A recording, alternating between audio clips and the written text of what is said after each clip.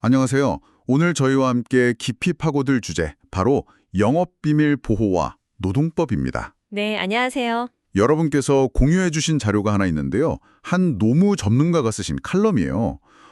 회사 입장에서 정말 중요한 자산이잖아요, 영업비밀. 그렇죠. 핵심 자산이죠. 이게 법적으로는 그럼 어떻게 다뤄지는 건지, 또 특히 직원들과의 관계에서는 어떤 점들을 좀 주의 깊게 봐야 하는지, 오늘 그 핵심을 한번 짚어보겠습니다. 회사 기밀이라고 하면 왠지 되게 대단하고 복잡하게 느껴지잖아요. 네, 좀 그렇죠. 근데 과연 어디까지가 법으로 보호받는 진짜 영업비밀일까? 그리고 회사는 이걸 지키려고 직원들하고 어떤 관계를 맺고 있을까? 또 만약에 이 산을 넘으면 어떤 일이 벌어지는지, 오늘 이 복잡한 문제들 하나씩 풀어가면서 명쾌하게 정리해드릴게요. 이번 분석을 통해서 한국 법에서 뭐가 영업비밀인지, 그 기준은 뭔지, 또 이게 왜 중요한지, 어떻게 보호하는지 좀 확실히 이해하실 수 있을 겁니다. 네, 이 주제가 단순히 법 조항 몇 개 아는 것 이상으로 사실 중요합니다. 어떻게 보면 기업의 생존하고 직결되는 경쟁력 문제고요. 또 끊임없는 혁신 노력, 나아가서는 국가 경제 안보하고도 이게 맞닿아 있는 문제입니다. 아, 경제 안보까지요? 네, 특히 요즘처럼 국경 없는 경쟁 시대잖아요. 기술이나 정보 이동이 활발해지면서 이걸 지키려는 노력도 더 중요해지고 있죠. 이런 큰 그림을 좀 염두에 두시면 오늘 이야기가 훨씬 흥미롭게 다가올 겁니다. 네, 알겠습니다. 그럼 가장 근본적인 질문부터 시작해보죠. 법에서 말하는 영업비밀, 이게 정확히 뭘까요? 이게 생각보다 영업비밀로 인정받는 게 꽤 까다롭다고 들었습니다. 그냥 회사 내부 자료라고 다 되는 게 아니라면서요. 아, 네, 맞아요. 그 부정경쟁 방지 및 영업비밀 보호에 관한 법률, 줄여서 보통 부정경쟁 방지법이라고 하는데요. 이 법에 따르면 영업비밀로 인정을 받으려면 아주 구체적인 세 가지 필터를 통과해야 합니다. 세 가지 필터요? 네, 하나라도 빠지면 법적인 보호를 받기가 좀 어려워요. 그렇군요. 그 첫 번째 필터는 뭔가요? 첫째는 비공지성입니다. 비공지성. 네, 말 그대로 세상에 널리 알려지지 않은 상태, 즉 비밀로 유지되고 있어야 한다는 뜻이죠. 만약 그 정보가 이미 업계 사람이라든지 관련 분야 사람들이 쉽게 알 수 있는 상태다. 그럼 그건 더 이상 비밀이 아닌 겁니다. 이미 알려진 건 비밀이 아니다. 그렇죠. 그리고 여기서 중요한 게 이 비밀 상태를 입증할 책임, 이게 정보를 가진 회사 쪽에 있어요. 아하, 회사가 스스로 이거 아무도 몰라요. 우리만 아는 비밀이에요. 이걸 증명해야 하는군요. 어렵겠네요. 네, 그 부분이 좀 그렇죠. 그럼 두 번째 필터는요? 둘째는 경제적 유용성입니다. 경제적 유용성. 돈이 돼야 한다. 이런 건가요? 네, 비슷합니다. 그 정보가 실제로 회사의 영업활동에 도움이 되거나 아니면 경쟁사보다 좀 유리한 위치를 갖게 해주는 그런 가치가 있어야 해요. 예를 들면 생산 비용을 확 줄이는 방법이라든지 아니면 되게 독특한 고객 관리 노하우 같은 거요.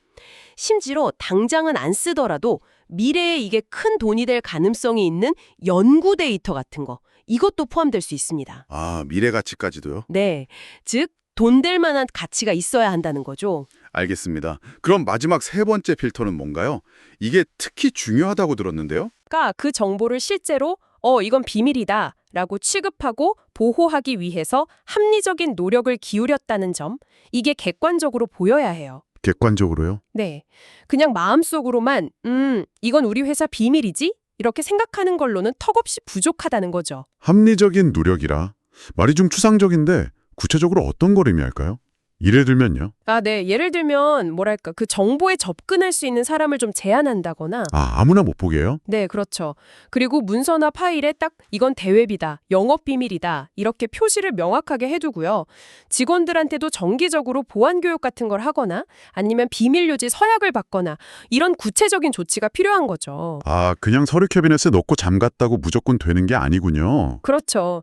누가 봐도 이 회사는 이 정보를 진짜 중요하게 생각하고 비밀로 관리하고 있네. 이렇게 딱 인식할 수 있을 정도의 노력, 이게 필요하다는 겁니다.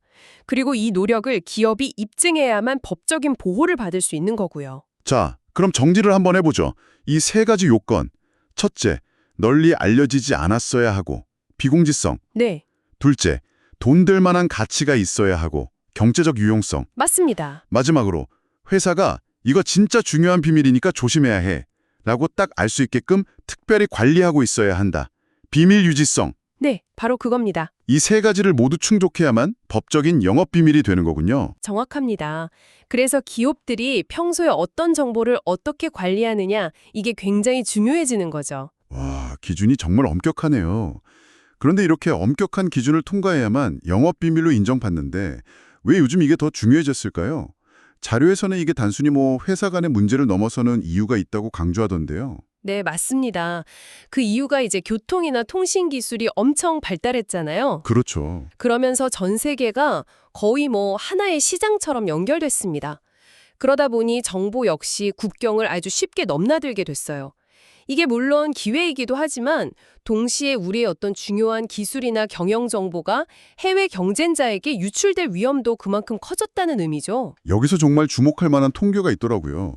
국가정보원 자료인데 최근 5년간, 그러니까 2020년부터 2024년 8월까지요. 해외로 핵심 기술을 빼돌리려다가 적발된 건수가 무려 97건.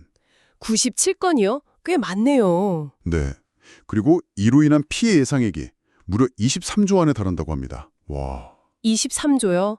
5년간 23조 원이라니 정말 상상하기 힘든 규모인데요. 국가 예산과 비교해도 이건 그렇습니다. 정말 엄청난 액수죠. 근데 더 심각한 건 뭐냐면 유출 수법도 점점 교묘해지고 있다는 점이에요. 아, 수법도요? 네. 과거처럼 그냥 직원이 정보를 빼돌리는 이런 단순한 방식뿐만 아니라 국내에 아예 위장회사를 세운다거나 또는 아예 국내 기업을 M&A, 인수합병하는 방식으로 기술을 통째로 가져가려는 시도까지 나타나고 있습니다. 와, M&A까지요? 네. 그러니까 겉으로 드러난 것만 이 정도라면 실제로는 훨씬 더 많은 시도가 아마 은밀하게 이루어지고 있을 가능성이 높다는 거죠. 기업 입장에서는 내부 단속만으로는 좀 부족하고 외부의 어떤 조직적인 위협까지 대비해야 하는 그런 상황인 겁니다. 게다가 이게 법적인 허점도 문제로 지적되고 있더군요. 네, 그 부분도 중요합니다. 현행 간첩죄가 법적으로 적국으로 교정된 나라의 국민에게만 적용되거든요. 아, 적국 국민에게만요? 네. 그러다 보니까 우리나라하고 법적으로 적대 관계가 아닌 국가, 예를 들어 그 공유해 주신 자료에서는 특정 국가, 중국을 예로 들고 있는데요. 이런 국가의 국민이 국내 핵심 기술을 유출해도 간첩죄로 처벌하기가 어렵다는 현실적인 문제가 있다는 겁니다. 자료에 따르면 기술 유출 시도의 약 75%가 그 특정 국가와 관련되어 있다는 주장도 있고요. 네, 그런 주장이 자료에 담겨 있습니다. 물론 이건 제공된 자료에 나온 주장일 뿐이고 저희가 특정 국가에 대한 입장을 표명하는 건 아닙니다. 네, 그럼요. 근데 이 문제를 좀 더 큰 틀에서 보면요. 경쟁 국가로 우리의 핵심 기술이 넘어간다. 이건 단순히 한두 기업의 손실을 넘어서는 문제예요. 국가 전체의 산업 경쟁력이 약화될 수 있고 나아가서는 경제 안보 문제로까지 번질 수 있는 거죠. 그렇죠. 자료에서도 언급된 것처럼 특정 국가의 반도체 기술력이 막 단기간에 급성장한 배경에는 이런 기술 유출 문제가 좀 복잡하게 얽혀 있을 수 있다. 이런 분석도 존재하고요. 네, 정말 중요한 지적이시네요.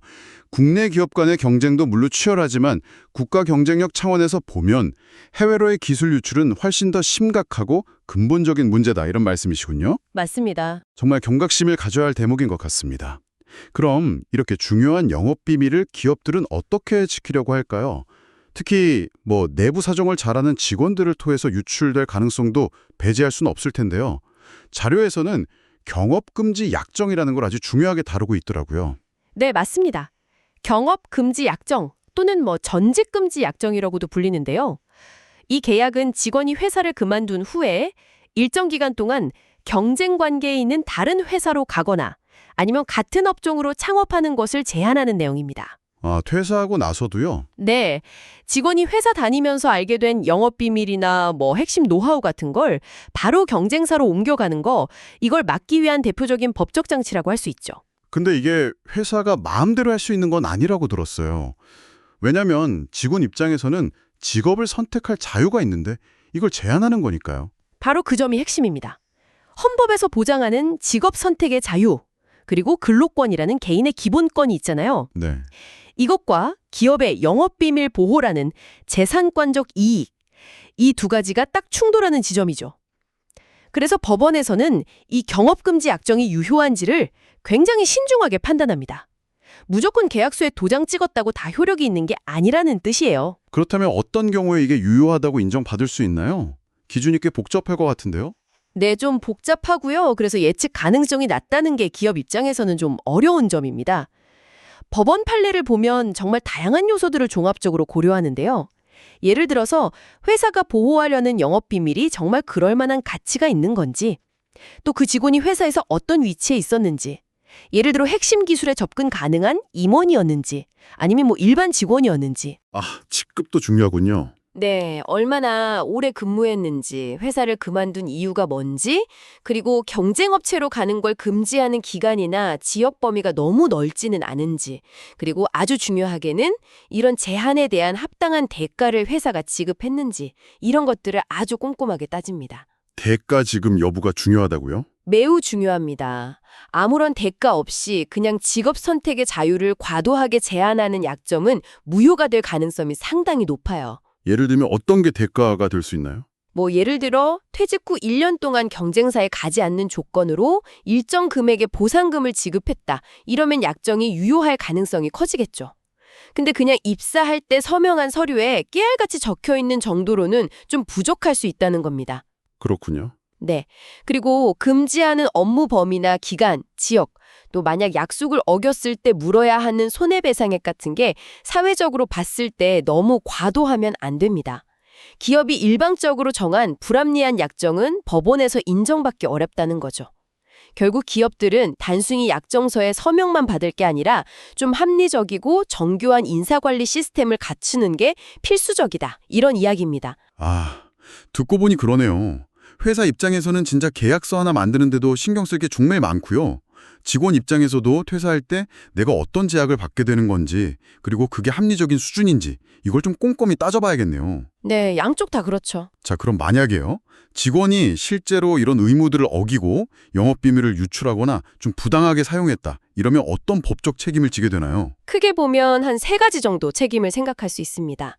첫 번째는 민사상 책임이에요. 민사상 책임. 네, 아까 말씀드린 부정경쟁방지법에 따라서 회사가 입은 손해를 배상해야 합니다. 손해배상이군요. 네, 회사가 실제로 얼마만큼 손해를 입었는지, 아니면 그 직원이 비밀 침해로 얼마만큼의 이익을 얻었는지, 이런 걸 기준으로 배상액이 정해지게 되죠. 이게 피해액 산정이 좀 복잡한 경우도 있긴 한데 법원이 여러 사정을 고려해서 결정하게 됩니다. 네, 손해배상 책임 말고 또 있나요? 네, 형사 책임도 따를 수 있습니다. 형사 책임 따지요? 네, 같은 부정경쟁방지법에서 고의로, 즉 일부러 영업비밀을 빼돌리거나 어떤 부정한 이익을 얻을 목적으로 유출했다. 이런 경우에는 벌금형뿐만 아니라 징역형까지 선고될 수 있어요. 이건 뭐 개인에게는 정말 심각한 결과로 이어질 수 있는 거죠. 와, 민사상 손해배상에 형사처벌까지 가능하다니 상당히 무거운 책임이네요. 마지막으로 또 어떤 책임이 있죠? 형법상의 업무상 배임죄가 적용될 수도 있습니다. 업무상 배임죄요? 네, 회사에 대한 어떤 신뢰관계를 바탕으로 일하는 직원이 그 임무를 저버리고 회사에 손해를 끼치는 행위를 했을 때 성립하는 범죄인데요. 여기서 특히 주목할 점은 이 죄가 꼭 회사에 다니는 중에 비밀을 유출한 경우뿐만 아니라 회사를 그만둔 이후에라도요. 재직 중에 알게 된 중요한 영업비밀을 부당하게 사용해서 원래 회사에 손해를 끼쳤다면 이것도 적용될 수 있다는 점입니다. 자료에서도 이 점을 강조하고 있고요. 퇴사 후에도 업무상 배임죄가 적용될 수 있다고요? 그건 좀 의외인데요. 보통 퇴사하면 끝이라고 생각하기 쉬운데. 네, 그렇죠. 많은 분들이 그렇게 생각하실 수 있는데 판례는 좀 다릅니다. 퇴사할 때 보통 뭐 비밀 유지 서약서 같은 걸 다시 작성하기도 하잖아요. 네, 하죠. 근데 설령 그런 서약을 따로 안 했더라도 재직 중에 취득한 영업비밀을 보호해야 할 의무, 이게 퇴사 후에도 일정 기간 지속될 수 있다는 게 판례 입장입니다. 의무가 지속된다. 네. 즉, 나 퇴사했으니까 이제 내 맘대로 써도 돼. 이게 아니라는 거죠. 계약 관계가 끝난 후에도 과거 회사에 대한 책임이 완전히 사라지는 건 아니라는 점, 이걸 직원들도 좀 명확히 인지할 필요가 있습니다. 이야, 퇴사했다고 모든 책임에서 자유로워지는 게 아니다. 이 점은 정말 명심해야겠네요. 재직 중이든 퇴사 후든 회사의 중요한 자산을 함부로 다루어서는 안 된다는 아주 강력한 경고 메시지 같습니다. 네, 맞습니다. 자, 오늘 저희는 영업비밀이 법적으로 인정받기 위한 3가지 요건, 기억하시죠? 비공지성, 경제적 유용성, 비밀 유지 노력. 네. 그리고 이것이 왜 지금 특히 중요해졌는지, 그 국제적인 기술 유출의 심각성, 통계, 법적인 한계점들, 또 기업이 직원을 대상으로 영업비밀을 지키기 위해 사용하는 방법, 예를 들면 경업금지 약정 같은 것과 그 어려움, 유효 요건이나 예측 가능성 문제 같은 거요. 네, 대가 지급 문제도 있었고요. 아, 맞다. 대가 지급. 그리고 마지막으로 만약 위반했을 때 따르는 법적 책임, 민사, 형사, 그리고 업무상 배임죄까지. 이렇게 자세히 살펴봤습니다. 네, 오늘 저희가 나눈 이야기들이 여러분이 만약 직원 입장이시라면 회사와 맺는 여러 약속들 있잖아요. 예를 들어 입사나 퇴사할 때 서명하는 서류들, 이런 것들이 어떤 의미를 갖는지 이해하는 데 좀 도움이 되었기를 바라고요.